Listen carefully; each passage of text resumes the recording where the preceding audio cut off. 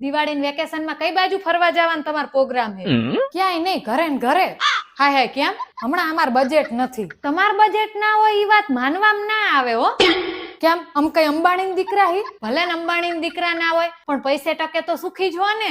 આ તો સુખી માણસ કોઈ દિવસ દુખી થાય જ નહીં. સુખી ને સુખી જ રે.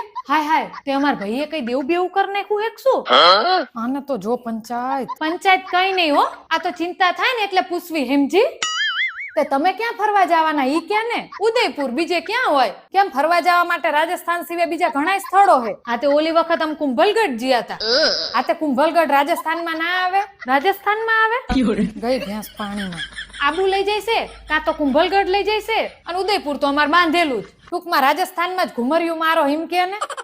તે કીધું નહીં કે તમાર બજેટ કેમ નથી?